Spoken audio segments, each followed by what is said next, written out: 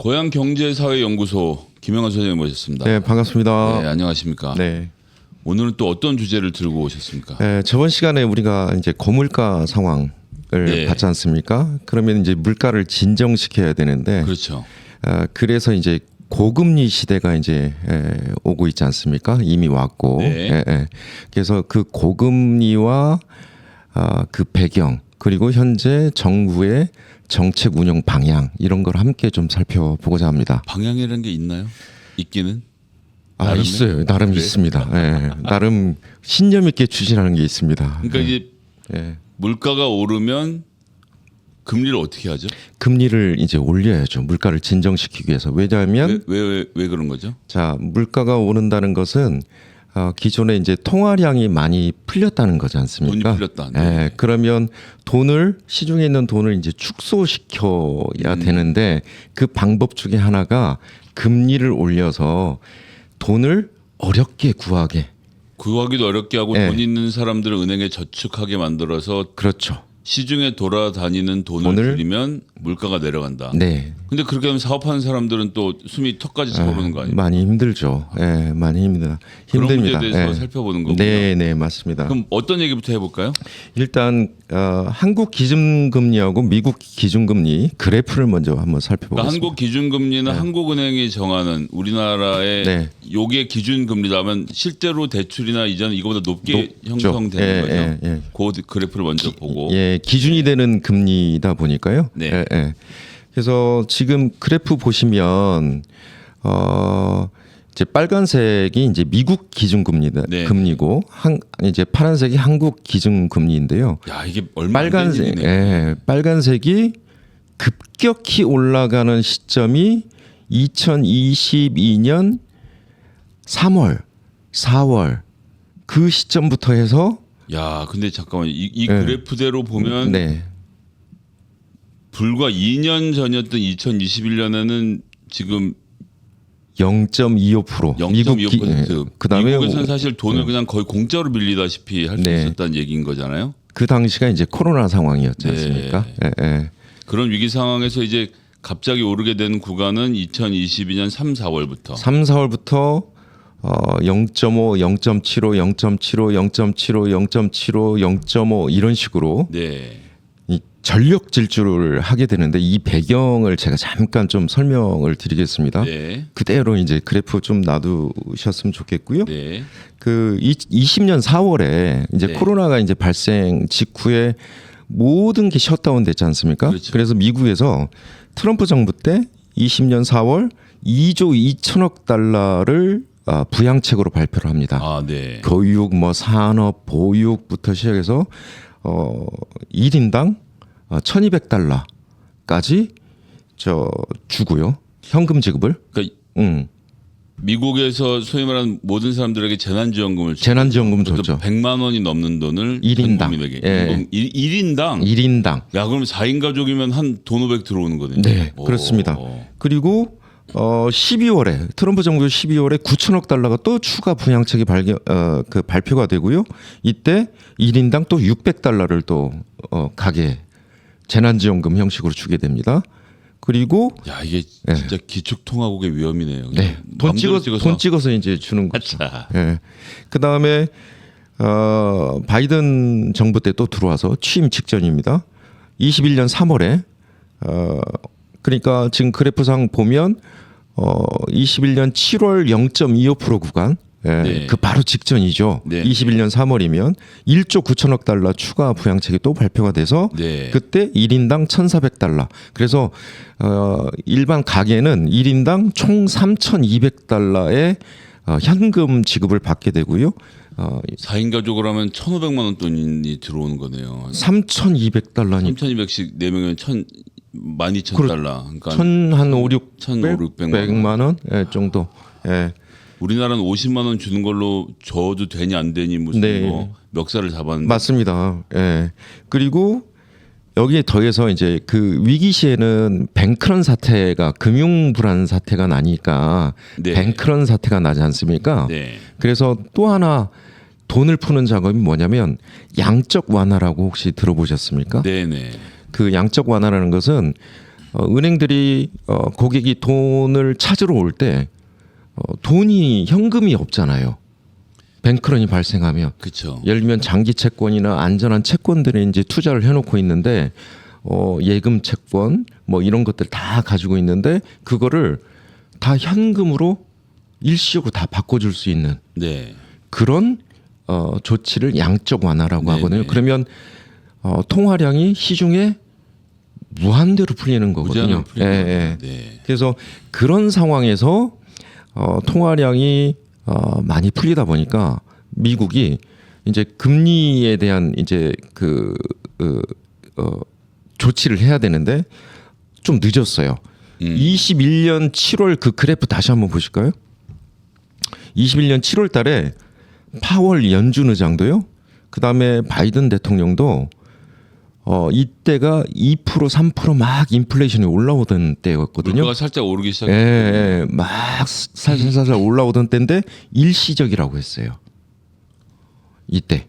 그러니까 돈이 많이 풀렸지만 풀려서 물가가 오른다라고 진단하는 사람도 있고 일시적으로 잠깐 오르는 거니까 괜찮다라고 생각하는 네. 사람도 있었는데 그 당시에 판단은 그냥 괜찮을 것 같다. 네. 놔둔 거죠. 예, 놔뒀습니다. 예, 그래서 바이든 대통령도 그렇고 그다음에 파월 연준 의장도 그랬습니다. 그리고 옐런 재무장관이 11월 2021년 11월 네. 그때도 옐런 재무장관이 나와서 일시적이다. 경기 과열이 아니다. 일시적이다. 돈이 풀렸으니까 이제 소비가 막 올라오지 않습니까? 네. 근데 인플레이션 올라오는데 이때까지만 해도 일시적이다. 근데 5%, 6%, 7%, 8%막 치고 올라오니까 이제 전력 질주를 하게 된 거예요. 그러니까 금리를 단번에 1년 2개월 만에 0.25에서 5.5%까지 급격히 올린 겁니다. 야, 0.25에서 5%까지 올렸다는 것은 이건 사실은 굉장히 드문 일인 거잖아요. 네, 맞습니다. 그래서 뭐 예전에 그 이제 한참 고유가 그 뭐죠? 그 이제 사우디 중동 그 네. 석유 문제가 있었을 때 그때 한 20% 미국도 한 20%까지 금리를 올린 적이 있었어요. 네. 예, 예. 한참 인플레이션 진행이 될 때 그 후에 그래서 근데 그때 이후로는 이제 이렇게 올린 거는 처음이죠. 예. 그리고 사실 이자라는 게 저희가 어렸을 때는 뭐 네. 한 10 몇 퍼센트가 넘었을 때도 있고 맞습니다. 그러니까 예. 최근에 한 5년 10년 정도 안에서 0% 2% 되게 낮은 금리가 있었던 거지 이게 또 일반적인 경우가 아니긴 했지만 여튼 이렇게 1년 사이에 지금 이 네모 박스 구간 안에서만 한 번에 지금 0.25에서 5%까지 네. 엄청나게 올린 상황이 된 자, 거네요. 그렇게 되는 와중에 한국은행 기준금리는 어떻게 되죠? 역전당했지 않습니까? 그러네요. 그러면 차이가 지금 2%고 9월 FOMC 이제 회의가 예정되어 있는데 추가 금리를 또 올린다고 그러는 거거든요. 아직 인플레이션 걱정 때문에. 그러면 이 갭은 사상 최대로 한국에서 미국 금리 차를 이 정도로 겪어본 적이 없어요. 예, 예. 그러니까 미국이 네. 5.5% 이자를 주고 하여튼 여러 가지를 할 때 우리나라는 3.5%밖에 안 주니까 네. 돈 보고 투자한 뭐 채권이나 이런 데 투자한 사람들은 이제 한국 재미없네. 그만 네. 나가야 되겠네라고 생각할 수 그렇죠. 있겠네요. 그러면 이자가 높은 데는 당연히 자본이 흘러가게 돼 있죠. 네. 다만 이제 환율의 차이 때문에 이제 투자하는 게 그 아마 고민들을 하겠죠. 아주 급격하게 변한다고 할 수는 없고 네, 이론적으로는 네. 그렇다 말씀이신 네, 거죠. 그래서 최소한 외국 자본이 들어올 메리트는 없다. 우리나라에 신규 투자를 할 메리트는 없는 없다. 상태에. 네. 예. 그래서 이제 수입 물가가 또 이제 비싸지는 그런 부분도 있고요. 고환율이 되다 보니까. 네. 예. 왜냐하면 우리 원화 가치가 싸지는 그렇죠. 싸지는 거잖아요. 네. 그러다 보니까 최근에 1340 뭐 2원 뭐 이렇게 다시 올라갔던데 그런 거 보면 물론 이제 뭐 중국 그 외부 요인도 있습니다만은 이런 금리 차의 기본 축으로 깔고 있다. 그래서 고환율이 발생하는 원인이 된다라는 네. 것도 이제 함께 좀 말씀드리고요. 그리고 이제 이 인플레이션 아까 뭐 잠깐 말씀드렸지만 이제 그 소비 측면이고 공급 측면에서도 상당히 우크라이나 전쟁 났었죠. 그다음에 공급만 단절되면서 사실 물품이 덜 생산되다 보니까 소비는 돈 풀면서 올라왔는데 네. 공급은 코로나 위기 때문에 분업화된 경제 구조가 단절되면서 상품이 효율적으로 생산이 못 되니까 그렇죠. 그 수요를 못 쫓아가니까 사실은 인플레이션이 더 컸고 그래서 미국은 초기에 빨리 이걸 진단을 하고 대처를 해야 되는데 그 시기를 약간 놓쳤고 네. 그래서 급격히 1년 2개월 만에 5.5%까지 전력 질출했고 한국은행은 기준금리를 쫓아가지 못했고 근데 그 쫓아가지 못한 이유가 네. 사실은 윤석열 정부의 정책 기본 축과 연결돼 있다. 아, 예. 그러니까 우리도 그럼 조금 더 올렸어야 된다라고 보시는 건가요? 저는 기본적으로 물가 그러니까 우리가 그 코어 인플레이션 네. 근원 물가 우리가 그렇죠. 지난 말씀하셨죠. 시간에 했잖아요. 네. 그걸 한국은행이 2% 정도 잡거든요. 네. 근데 지금 근원 물가가 4% 중반대입니다. 현재까지. 근데 높네요. 이거를 잡으려면 사실은 금리를 조금 올려줘야 되는데 문제는 뭐냐면 지금 우리 경제 상황이 너무나 안 좋기 때문에 그리고 부동산 시장을 윤석열 정부가 이 떠받치고 막아야 되는 기본 축의 정책 기조 때문에 아 그래요? 무슨 네. 이 사람들은 부동산 이런 거는 시장에 맡기겠다고 호언장담했던 사람들. 아니 윤석열 정부 초창기에 뭐 했습니까? 7쯤에 그 부동산 가격 하락하니까 네. 규제 지역 대부분 해제했죠. 아 그랬죠. 분양가 상한제 적용 해제했죠. 전매 제한 대폭 완화했죠. 그다음에 주택 소유자 청약 허용했죠. 가구 가구 세대원까지 다 풀었죠. 그다음에 실거주 의무 폐지했죠. 그리고 종합부동산세, 양도세 인하했죠. 더더구나 올해 특례보금자리론 40조를 시장에 풀고 아 그랬죠. 금융위원회, LTV, DTI, DSR 금융규제 다 풀었잖아요. 그러니까 이제 좀 쉽게 얘기하면 돈 좀 있거나 돈 좀 버는 사람들이 세금 조금 내고 네. 규제 조금 받으면서 집 마음껏 살 수 있도록 시장을 만들어준 거예요. 네, 예. 최근에 특례 보금자리론도 사실은 상위 계층에서 혜택을 많이 봤다. 그렇죠. 네. 저렇게 예. 어쨌거나 DSR이라고 하는 거를 그래도 어느 네. 정도 맞추면서 네. 그런 고가의 아파트를 구매할 수 있는 분들은 네, 부부 합산 연소득이 막 7천만 원, 1억 넘어가는 사람들에게 가능한 얘기겠죠. 예. 그런 데이터가 최근에 나왔더라고요. 네. 예. 그리고 그러다 보니 지금 정부가 사인 보내준 거 아닙니까? 주택 가격 떠받치고 있다. 사도 된다. 네. 특례 보금자리론 풀었다. 금융규제 풀었고 다 풀어줬으니까 사라. 음흠. 이 신호 보내준 거 아니에요. 왜냐하면 건설 시장이 지금 안 좋다 보니까 그렇게 되다 보니까 다시 통화량이 풀렸어요. 우리가 저번 시간에 3월 그러니까 1, 4분기까지 가계 신용이 은행, 비은행 다 합쳐가지고 1,854조. 그러니까 네. 카드까지 다 합쳐서 1,854조였잖아요. 그랬죠. 가계 신용이. 근데 그 그래프 보셨죠? 네. 근데 은행 것만 보니까 그 그래프 한번 보여주시겠습니까? 은행권 가계대출. 예. 이게 한국은행 자료 지금 기사에서 나온 거를 한국은행 자료지만 네네. 잠깐 했는데 이 은행권만 가진 겁니다. 그러니까 네. 3월 달까지 우리가 1,854조였는데 네. 가계대출이 4월 2.3조, 4.2조, 5.8조, 6조. 주택담보대출이 2.8조, 4.2조, 6.9조, 6조. 네. 증가하지 않습니까? 엄청나게 증가하네요. 그럼 통화량이 또 풀린다는 얘기지 않습니까? 이거는 아, 그러네요. 한국은행 입장에서 네, 보면 네. 그러다 보니 금통위 회의에서요 지난 7월에 뭔 얘기까지 나오냐면 부동산 관련 규제 완화가 가계부채 증가세로 확대된다. 그래서 주택 관련 대출 증가는 정부 정책의 변화가 상당 부분 영향을 준 거다. 이렇게 금통위 회의에서조차 지적을 하고요. 그러니까 지금 가계부채가 늘어나는 거는 정부의 정책에 맡겨서 사람들이 집을 사기 때문이다. 네. 부동산 규제가 완화됐으니까 이런 얘기를 하는 거죠. 네. 네. 그리고 금통위 의사록에 부동산 대출 규제 완화의 영향으로 대출 증가 규모가 상당폭 확대된 점이 우려스럽다. 회의록이 이렇게 나와요.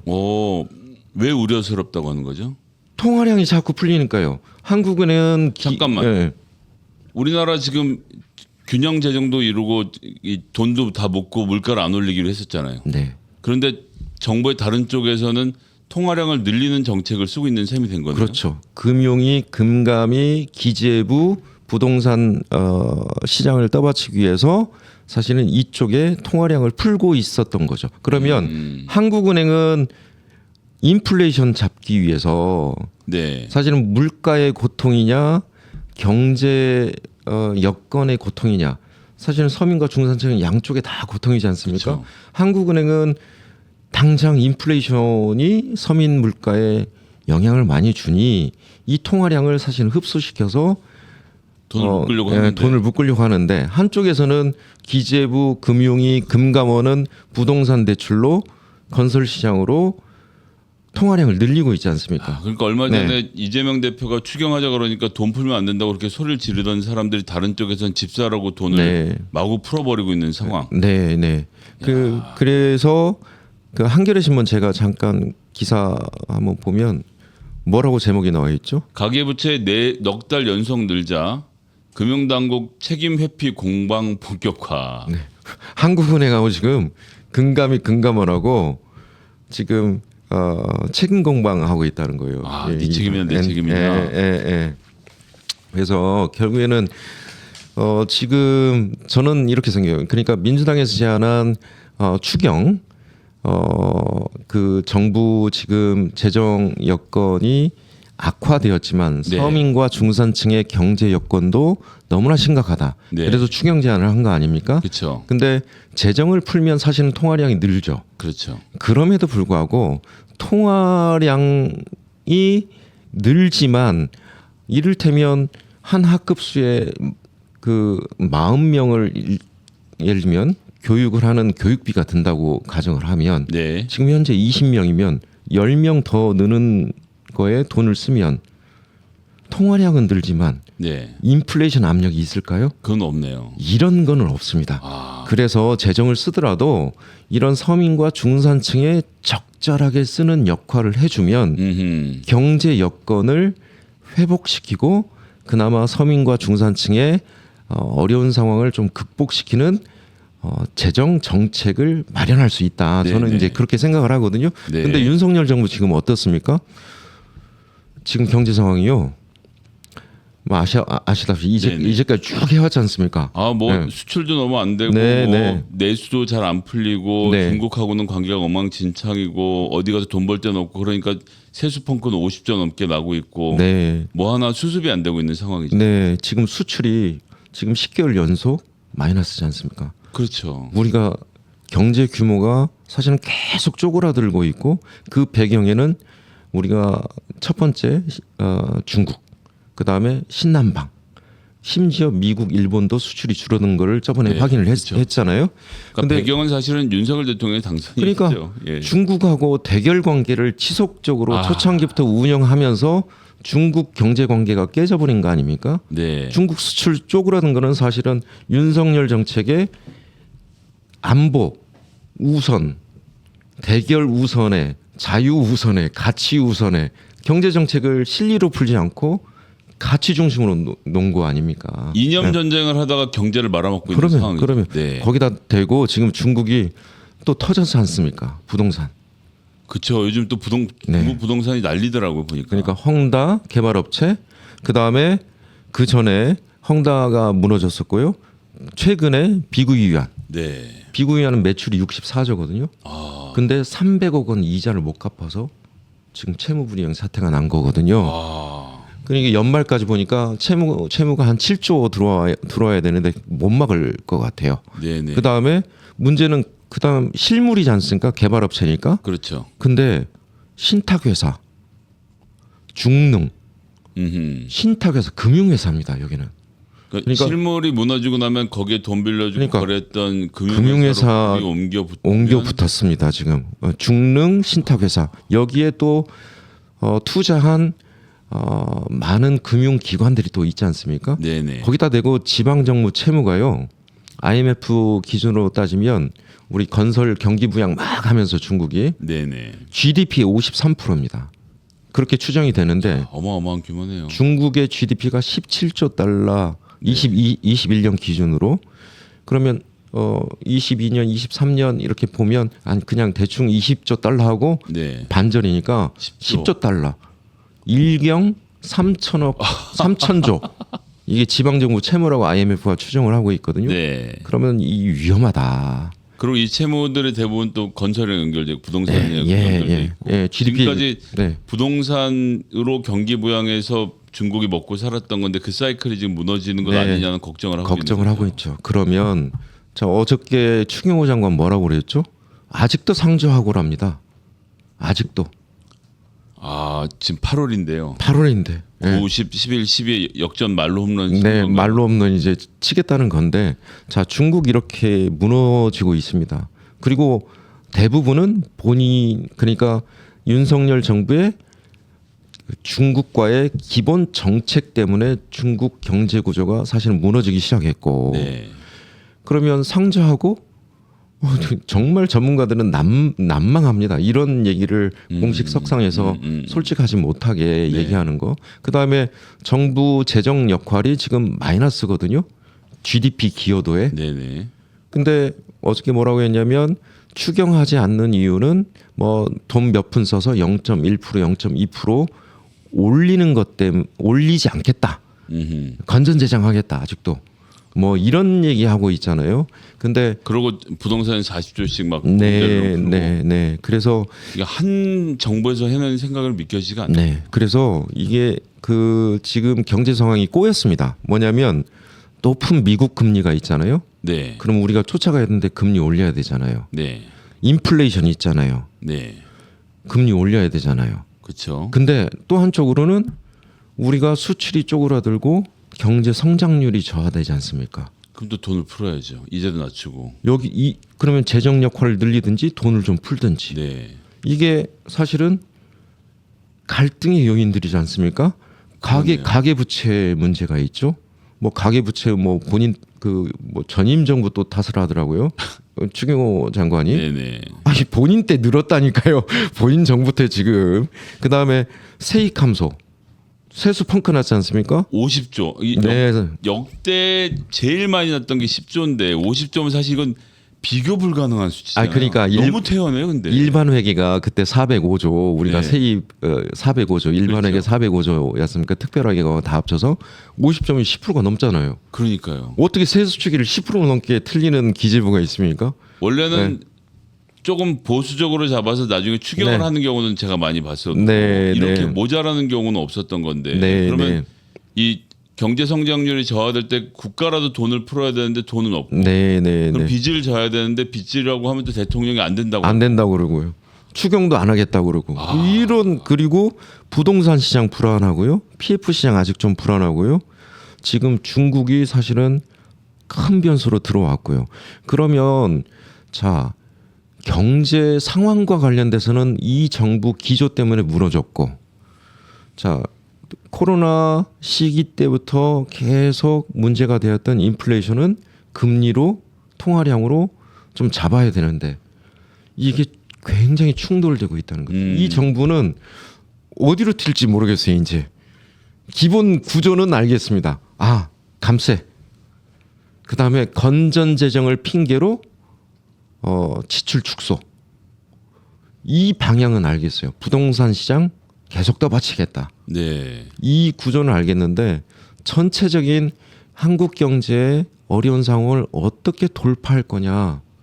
이거는 전 정부 정책 간 지금 갈등 상황을 비춰봤을 때 문제가 심각하다. 국무총리, 대통령, 비서실장, 기재부 장관, 보건복지부 장관, 네. 뭐 산업자원부 장관까지 지금 다 네. 기재부가 맡고 있는데 네, 지들끼리는 정책을 못 세우고 있고 네. 대통령은 아무 생각이 없이 중국만 때려잡으면 된다라고 네. 생각하고 있고 지금 말씀하신 여러 조건에서 대통령이 어느 쪽으로든 방향을 가르마를 타줘야 네. 기재부들이 어느 쪽으로든 자기 실력을 갖고 네. 움직일 텐데 네. 여기선 이렇게 저기선 저렇게 하는 정책이 계속되고 있는 이 갈팡질팡은 오늘 듣고 나 너무 답답한데요. 네. 이 그러니까 아무런 해결될 조짐이 없네요. 그러니까 대외 여건을 해결하는 것은 윤석열 정부의 책임인데 그것 때문에 경제 여건은 악화됐고 또 한쪽으로는 고금리, 고물가, 고환율 구조가 또 놓여 있고요. 네. 그러면 어떻게 하죠? 윤석열 정부 사실은 경제 여건을 해결하는 방향으로 정리를 시켜주는 게 저는 깔끔하고 네. 또 하나는 고금리의 고통많은 특히 서민, 중산층을 네. 위해서 그때 얘기했던 것처럼 서민금융 지원 그리고 그러니까 은행권 말고 그 비은행권 그다음에 대부업체들 그리고 서민금융진흥원과 같은 그런 데들 사실 이자 지원해주는 방향으로 또 이제 채무를 면제해주는 네네. 방향으로 이런 식으로 좀 도와주면 되거든요. 예. 그래서 고금리 시대에 우리 서민 중상층 정말 살아가기가 정말 어려운 상황에서 이 정부를 보면 난감하기 그지없다. 예. 이런 생각입니다. 뭐 네. 너무 답답한데 이건 어떻게 구형을 해야 됩니까 지금? 저는요 네. 최근에 우리 동해를 시어브 재팬으로 미국 국방부가 받고 있지 않습니까? 네. 그걸 용인하는 것도 문제지만 그 한가운데 독도 있지 않습니까? 그렇죠. 독도를 좀 지키라고 네. 독도 한 달 살이를 좀 시키고 대통령께서 예, 저녁에는 저녁에는 인터넷 끊고 저희 구구 유튜버 좀 못 보게 인터넷을 유튜브 끊으면 힘들 텐데요. 아마 중독돼 있을 텐데 야 그거 한 달 끊는 건 네. 이건 벌 받는 게 아니라 치료 받는 거 아닙니까? 네, 그래서 예. 그래서 윤석열 정부의 진퇴양난 경제 운영에 대해서 오늘의 우리 김영환 소장님의 구형은 독도 한 달 살이. 네, 그러면서 극우 유튜브 끊기. 네, 정말 평소엔 되게 이렇구나라고 배우게 됐는데 오늘은 듣는 내내 너무 답답해서 네. 정말 괴롭습니다. 어쨌거나 이 정부가 경제 정책을 펴가긴 해야 되는데 아무 생각이 없다는 것이 자꾸 드러난다는 점 오늘 또 고향경제사회연구소 우리 김영환 소장님 모시고 들었습니다. 오늘도 말씀 너무 재밌었고요. 다음 주에 또 재밌는 내용으로 좀 기대하겠습니다. 네, 고맙습니다. 예, 감사합니다. 열심히 하겠습니다. 네. 네.